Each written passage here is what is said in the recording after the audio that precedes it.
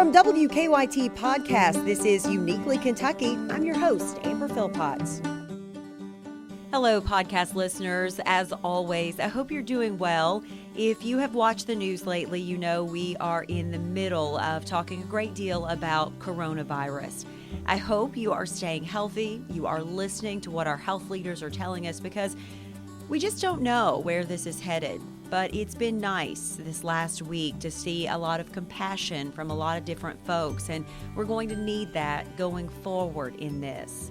Here at Uniquely Kentucky, it's my pleasure to give you a break from the headlines and the stress sometimes. So I hope you'll enjoy this week's guest. She is a Central Kentucky native. She lovingly refers to herself as the ambassador to the Commonwealth when it comes to helping people plan out their trips to the Lexington area. It's a place she loves and one she loves to show people around. Audra Meighan is the author of a new book that will help folks in Lexington explore the city and hopefully find new adventure in their own backyard with the book 100 Things to Do in Lexington Before You Die. Uniquely Kentucky with Amber Philpott is brought to you by the WKYT News and Weather apps, available on the App Store and Google Play. Audra Meighan, welcome to Uniquely Kentucky. Thanks for coming in. Thanks for having me. So this is exciting. I love when I get these kinds of emails that say, this book is coming your way. And I get something that says 100 Things to Do in Lexington Before You Die. And that is your new book. That's my new book. It's a labor of love for the city that I love. And it's really exciting. I'm promoting it. And the official release date is March 15th. So it's my curated list of all the things that I think are important for people to do in Lexington, and it's broken up into 5 different categories. So my next book will have to be 100 places to eat and drink, because that was the hardest one to pare down. It was very, very difficult just to pare the whole thing down. I actually had to restrict it and only include places that had a Lexington mailing address. So you won't see the castle in here because that's a for sales address, but you will see places like Raven Run. Even though it's largely in Jessamine County, it has a Lexington mailing address. So I used that to kind of curate it down and make it into some things people will recognize and some things lifelong residents have probably never done. I think that's what I like about it the most is that, you know, I've grown up in Kentucky my whole life. And aside from Lexington, there are places even out in the state that we just don't go and seek adventure to those places. So why was this so important? Because I love when I was reading about you that you say you're an ambassador to the Commonwealth and you're also a fun agent. And that has another connotation with your other job. We'll talk about that in a minute. But the fun agent kind of goes with this book of finding out all these really cool spots. So why was this something that was important out of all the things that maybe you could have written? You could ask that question to any number of people that know me and they would go, well, it's about time.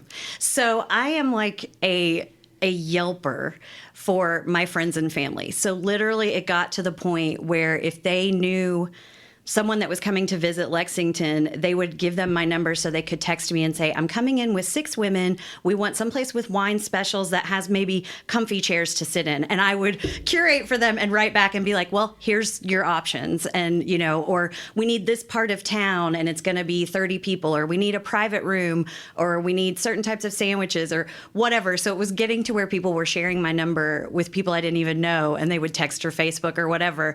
So the first comment I got when I set up the Facebook page was a friend of mine saying, I hope this is the page where you tell me all the things I have to do in Lexington, because it's about time.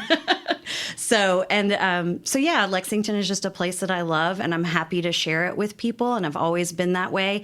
And when you say the places that we don't go to, we always take where we live for granted. We're always going to Gatlinburg or Nashville or Florida or wherever that may be, Mexico, you know, but we overlook what's in our backyard. And I grew up with parents who took us to all the historic home sites. Like we traveled and went to Land Between the Lakes and Cumberland, and, you know, we did the Indian mounds up in Ohio and just different things like that. So I've always had a love for finding out what's right here that we're overlooking. I love that I read about you that, and this reminded me of myself because I grew up in a small town. You say you're from Wilmore, I'm from Cynthiana.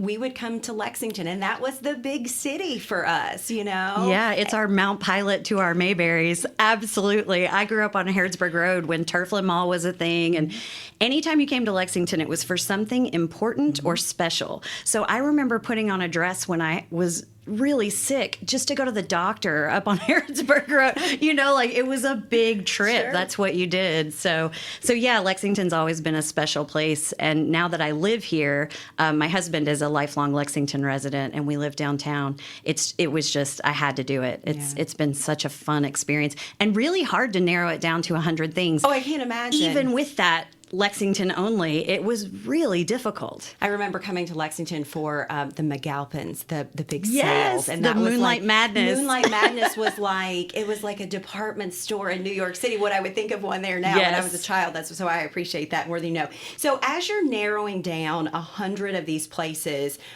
is there one that sticks out the most to you that you either maybe forgot about, learned more about, or just sort of became a favorite of yours after you discovered it again? That's a fun question because, yes, there is a place that I just don't think anyone in Lexington knows about. My husband found out about it from a former coworker, and we do it every so often. There's a Panaderia, which is a Mexican bakery on the north side of New Circle behind the Greyhound bus station. Huh. So Aguas Calientes is a little supermarket that's there, and then in the separate building, there's this bakery.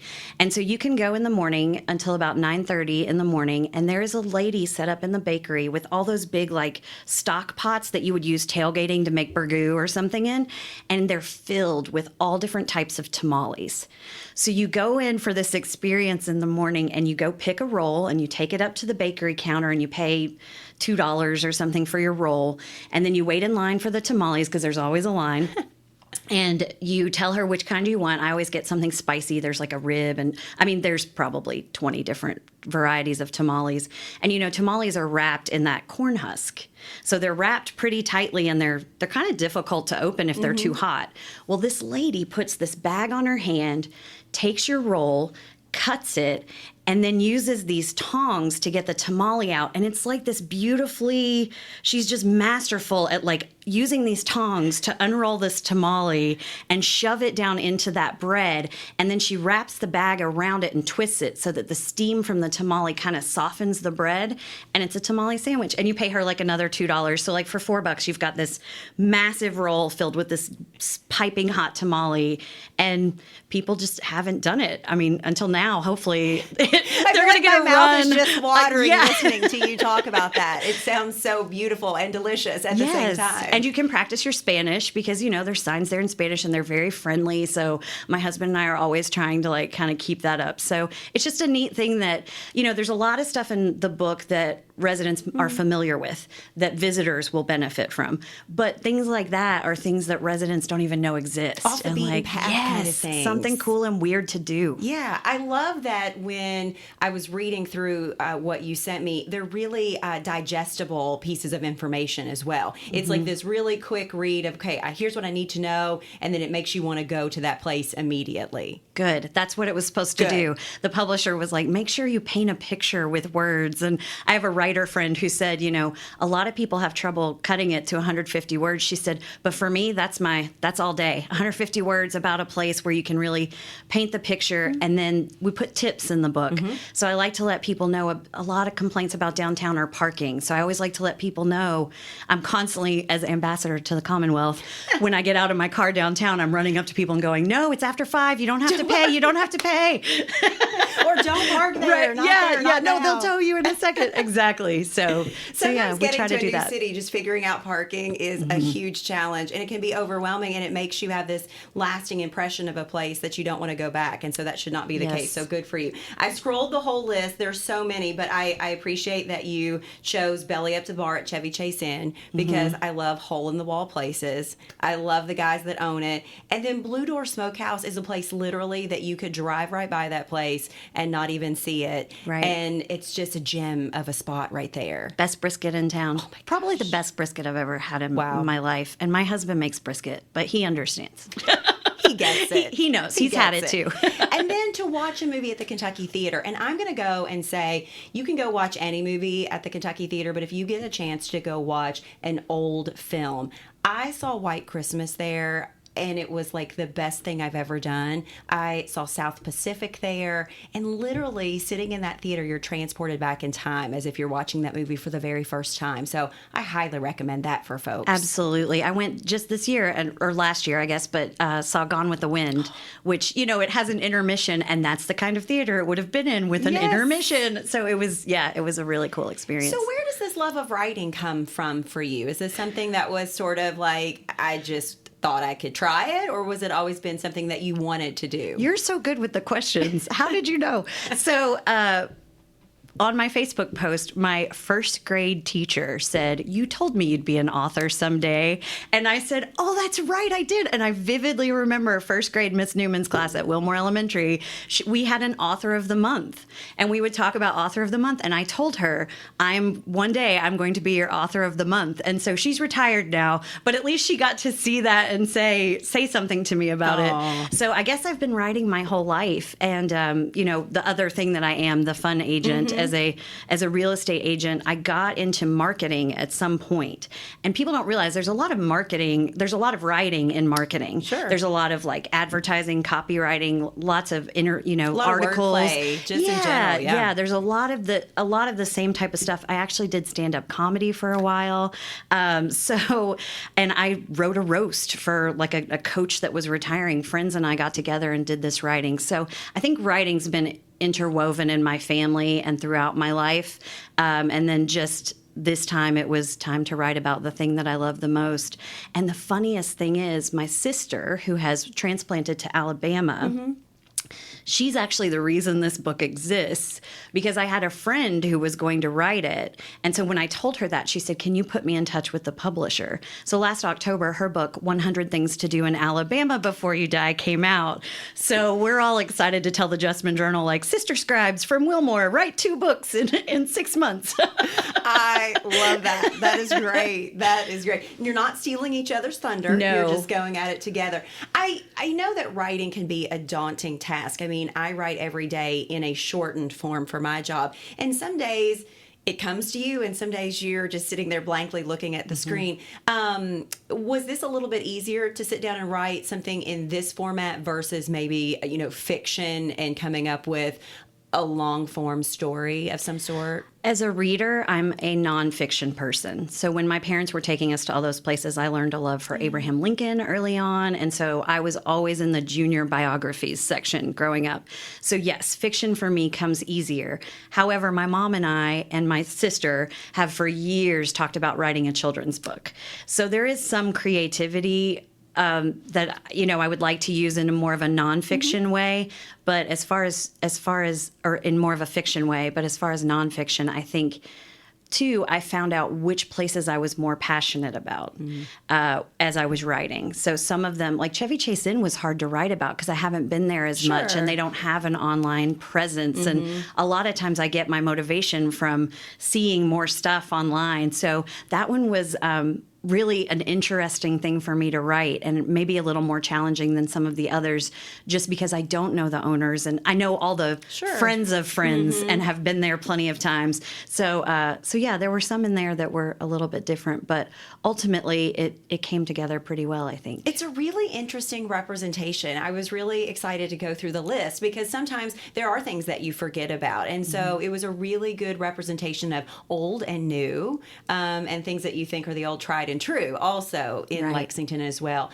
We're gals from small towns. What do you think about Kentucky? And a lot of small towns are really seeing a type of revitalization. There for a long time it was, Main Street is dead in a lot of places, but, where I'm from in Cynthiana, we've really seen a revitalization and a boom, and I don't know about Wilmore, but do you see that? Well, we don't have the zombies in Wilmore. Well, that's true. That's true. We will always have our zombies. That's still awesome. I have a lot of friends actually from Cynthiana because, Moorhead connections where we went to school. But in Wilmore, absolutely. Wilmore's its own little thing. Yeah. But I was thinking of that before I came, when we talked about always going to the big city of Lexington, there wasn't stuff. There's the IGA, which everyone loves in Wilmore, and Leonard Fitch is everybody's heart, yes. adopted grandfather. I love him to death. There was a Ben Franklin dime store. Everybody had a Ben in Franklin, Wilmore. I think. Yeah. So that's what we had in Wilmore, and then we would go to Nicholasville for Kmart and Kroger, and then everything else was Lexington. So now the Main Street in Wilmore, I remember I was at the very first Christmas in Wilmore at my friend Shannon Murphy. Her dad was the dentist, and there's a picture in the Jessamine Journal of me stringing popcorn for the Christmas tree and things like that. And I mean, there's grants out there, like Midway does the Renaissance, the downtown Main Street Renaissance grant or something. So I think there's been a big movement for that as people are wanting more local. My parents have actually sold the farm that we grew up in Wilmore, but we sold it to a couple of people that my brother and I went to school with our entire lives. So they now have kids there, and they're raising crops, and they go over to the Wilmore Farmers Market and sell vegetables and fruits. So I think all of those types of things, people wanting to eat better and wanting to get back to that kind of stuff, is really helping the small towns. And it's also becoming something to be in the next book, 100 Things to Do in Central Kentucky, where I can include my hometown. I wondered if that was coming next. I wondered. Yes. So, I mean, there's so many things people don't know about in the cool surrounding counties and cities that you can get out to and really experience kind of that small town. It's becoming like a tourist destination to see those small towns and to do horse farm tours or, do different things like that. And so, I love that you always think about bourbon and basketball and horses, but it's really nice to venture beyond those, because a lot of those things have now led to other things that you can go and see in different communities. From beginning to end, when you started to put this together, this process of this book, how long did it take you? That's such a funny story. And I worry about sharing it with people because I don't want them to think I just slapped this book together. But my sister was writing her book, and she got hers turned in. She gave herself like 3 months to write it. And she travels the state and for her job. She's in PR. So she had a lot of ideas already kind of written. And so when I talked to her about, 3 months, okay, I'm going to try and do that. And she said, okay, so what you do is you take how many days you have and you divide into 100, and you have to write that many vignettes a day. And I said, that's great, but I've always been a procrastinator. So the last week I'm like, okay, I have to write 23 entries today. And my sister just goes, oh gosh, Audra, we work so differently. Yes, I'm having heart palpitations thinking of that for you, actually. Yes. So, but I still was able to do it. I still went out and did research. I had never been to Pop's resale shop. So a friend wanted to do lunch, and I said, yeah, I can do lunch as long as we can pop in there and I can check that place out, because I'm writing about it right now and I need to experience it. So I still put the work in. I just am such a procrastinator. I had the list of 100 things, but I did kind of put it in there. Well, it doesn't feel like well, it's thank thrown you. together. Good. So. And I did give myself 3 months. So I was doing research and all of that the whole time. But when it comes to the physically writing it, my mentor is an old teacher from high school who I've just been close to forever. And she laughed because she knows that's how I get my motivation, is that deadline. So there are a lot of people that want to write and they just don't know where to start, whether it is fiction, nonfiction. Can you talk to me a little bit about sort of narrowing down, even finding, say, a publisher? Because I think sometimes that's really daunting to people as well. They don't really know where to start. Maybe what was your path? Everybody works differently. So I think I have a tendency to be swayed by other people in industries when I try to do something new and they tell me something, and I let that set up a roadblock for me. So however you work, just be true to that. There's a lot of resources. So the Carnegie Center is the place to start. Absolutely. Find something that's free, go there, and then figure out what's worth paying for that speaks to you. Sure. So start someplace like that. For me, like I said, it was through a friend who knew a publisher, and then my sister was kind of the impetus for me to actually contact them to write. I actually just left. Co-working spaces are a big thing right now. We've got Base 110 in town, and I actually just left a new friend that I also met through my friend that knows the publisher, who started a Lexington writers room at Base 110, and it's specifically for published writers, but it's a place where you could find resources and find people that have done it. So, if you're like me and it's just I got to find a publisher, or people self-publish. I have another realtor friend who's always one step ahead of me, and daggone it, in February I got an invite to her book release party, and I was like, mine comes out in March. Yeah, but she self-published a book of poems, and it's amazing. So there's nothing holding you back in this day and age. Yeah. If you want to write, you can do it. Just find your own path and use the resources that we have. Google's always great because you can just look up beginning writing in Lexington, Kentucky, and find, I'm sure, plenty other options to help get started. We're Morehead State gals. What I always have to give them a shout out. What made you choose Morehead State for education, and how was it there for you? Yeah, I actually only applied to UK and Morehead, and Morehead gave me this nice little scholarship to come, and I was just like, all right, let's do it. And I was going to be a teacher when I went. My mentor's really upset that I never became a teacher because she's a teacher, but I got hooked into the communications department and some theater friends, and that was it. That's all she wrote. I stayed at Morehead all 4 years and had a great time. And like I said to you, the first thing I did was went to the class notes and told them that I'd written this book. And the first thing they did was send me a little, congratulations, here's some sunglasses and a keychain, go Eagles. That's so, awesome. It's pretty cool. Well, some of the best theater that I think, when I was in school, to be able to see some of the shows that I saw at Morehead State. So we may have crossed paths, and I may have seen you. Maybe. So that was good stuff if you were in it, for well, sure. Thanks. I always like to talk to people if I can in this podcast. Sometimes I do, sometimes I don't, but I am a huge bookworm, and obviously you have a love of books. I do not enjoy nonfiction as much. I'm a fiction gal, but talk to me about some of the things that you're reading right now, or something that stands out to you recently, or a book that's really had an impact on your life, maybe. Yeah, any women empowerment books. Everybody loves Sarah Hollis right now. Anything like that. So, and especially audiobooks from the library. I find myself driving a lot, so I like to throw on an audiobook. But I just love the SNL ladies right now. Tina Fey's autobiography. Yes. And then hearing them read it is so much fun. So yeah, those are the kinds of books I read, and it's totally. I don't read anything magazines I read that are fiction, But yeah, I very rarely find myself doing that, and it's funny because my husband is always reading something fiction, but yeah. Let's talk about the real estate market. We're here. Sure. That's your other, the fun agent. What's the real estate market like these days in Lexington? It's crazy. It's so unbalanced, and it's Lexington is immune to a lot of things. We're kind of lucky. We're very lucky in that way. So when the bubble burst, it just didn't hit us as hard. It hit a lot of our contractors and things like that, the one-man shops that were out. But we're trying to find more inventory. That's the problem. We have buyers. We just don't have a lot of houses to sell them, especially in a first-time buyer, $200,000 to $300,000 range. So, and actually that was just on Kentucky Newsmakers. We had the president of the Lexington Bluegrass Association of Realtors was just on this weekend talking about all the things that we're facing. And we, of course, just went through some bill approvals and things like that. So a lot of things are changing for realtors.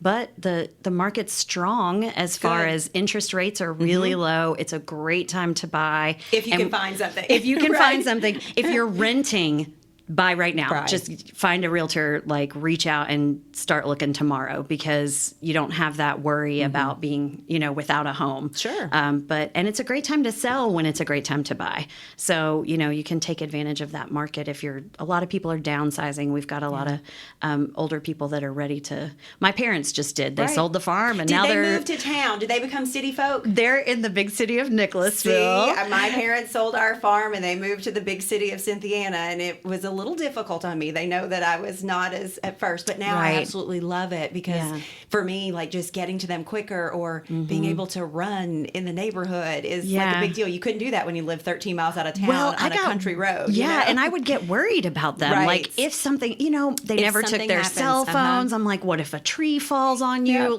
You're just there. So yeah, it is nice that they're there, but they're also snowbirding. So they have a place in Melbourne Beach as well. They've bought a little place down there. So they're my dad is allergic to the cold.